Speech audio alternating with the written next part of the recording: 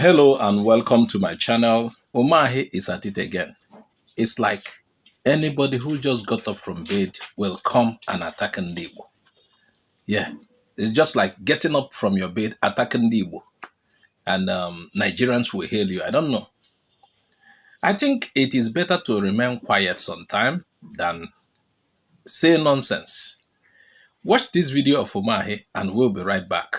In the past administration, our people felt very much marginalized more than they were ever marginalized. That was the reason that people were agitating for Biafra.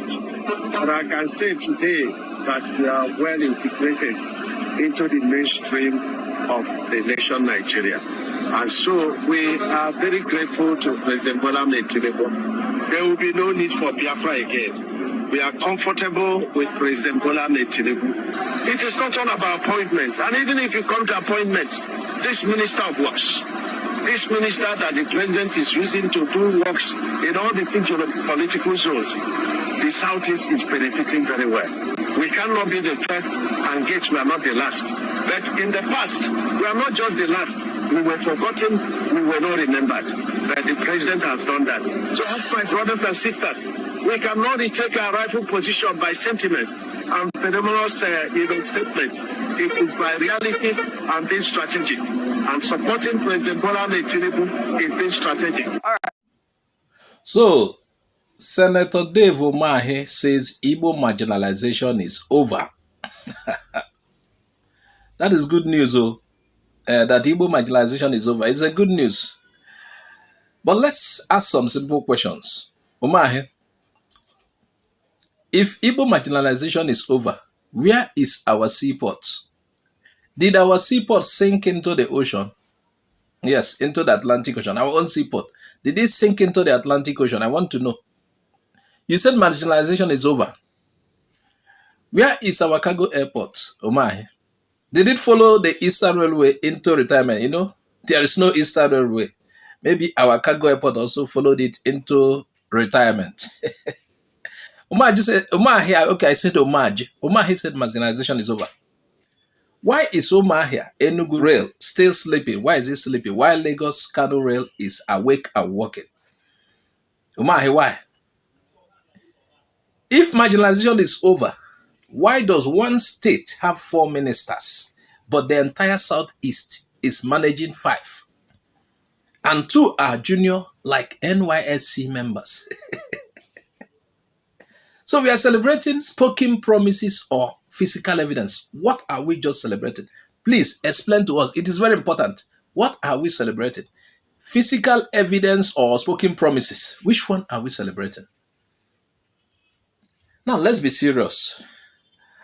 You see, marginalization does not end because one man got an appointment or one politician feels comfortable in Abuja, just like Umahi. That is not how marginalization ends. You understand? See how marginalization ends. It ends when roads work, railways work in Southeast. The ports are working. Not just concessioning 20%, and the Lagos governor is crying already.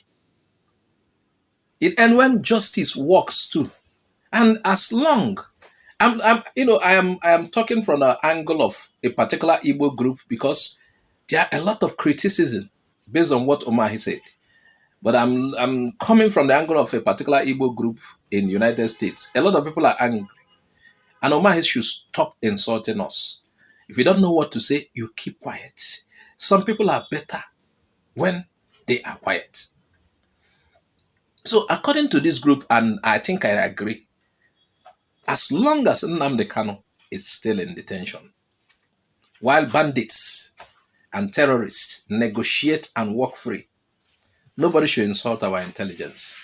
The other day, while meeting with some governors in the north, the bandits came with a police uniform. The bandit wore the uniform of a policeman he killed, and they were negotiating with the state. While all of those things are happening, Nnamdi Kanu is in custody. You cannot say all is well when one part of the country is still treated like a suspect. No? So when Umahi says marginalization is over, People reply, show us now, show us, Umahi, show us. Until today, no evidence has shown up. No evidence has shown up that marginalization is over. And by the way, David Umahi does not speak for Ndigbo. He does not speak for Ndigbo. He speaks for his position. He speaks for his comfort. He speaks for his political camp. And he speaks for his pocket. That Umahi is a minister, like he claimed in that video. He's a minister employed by Tinubu. I don't see that as a benefit to Igbo people. I see that as a benefit to one particular family. Yes, at most, what Umahi will do is what Tinubu tells him to do. And being that he's a minister, he enjoys also some financial benefit. He will give to his relatives and well-wishers certain, maybe cash gifts. Umahi being the whatever, Minister of Construction whatsoever, does not have any impact on Ndigbo. We are not talking about giving one man a position and, something that affects the whole of Igbo land. So, Umahi is speaking for his pocket. He is speaking for his position. He's speaking for his political camp. Ndigbo will listen when justice speaks, when development speaks, and when evidence speaks. That is when Ndigbo will listen. Until then, words are cheap. They are cheap. But reality is expensive. We want reality. It's easy to say something. We want to see Toknadu. Yes, so don't come here and run to what suits your the person who employed you. Yeah, you're helping in Ndigbo. Can you imagine? Because you are a minister and you are from Igbo land, Tinubu has helped Ndigbo. No, Tinubu did not help Ndigbo. Tinubu is helping your family. Tinubu is helping your family, not us. Even if you make 10 Igbo people ministers, until we see the impact in Igbo land. Remember, this channel speaks for Ndigbo. The rest of other Nigerians have their complaints. Yeah. So, who actually speaks for Ndigbo? Here is the fact.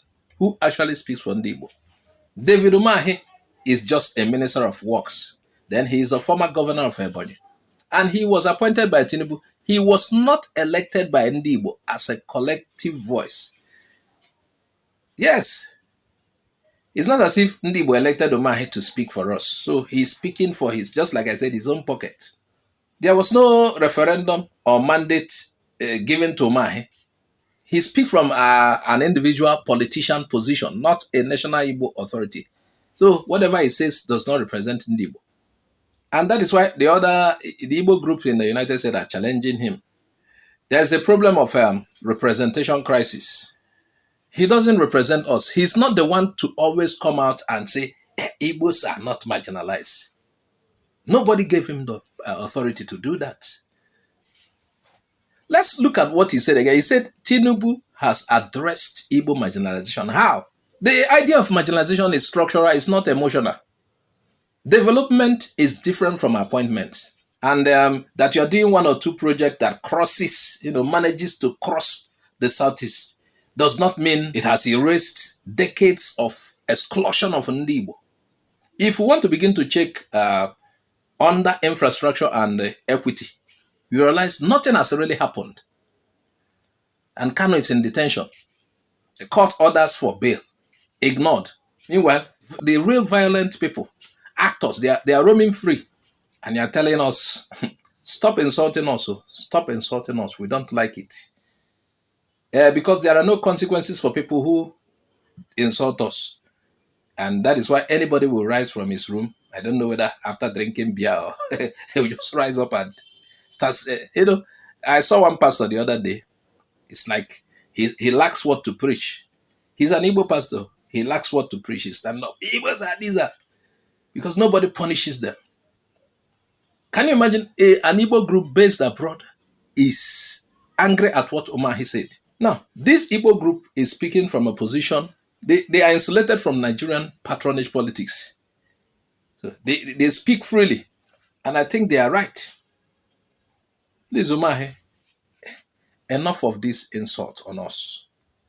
And by the way, Umahi said he, based on his statement, he rejects Biafra.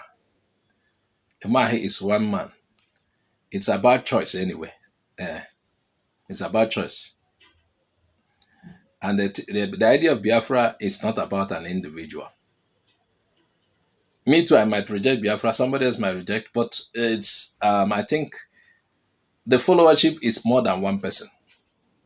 The people who talk about Biafra, for them, it's an identity movement.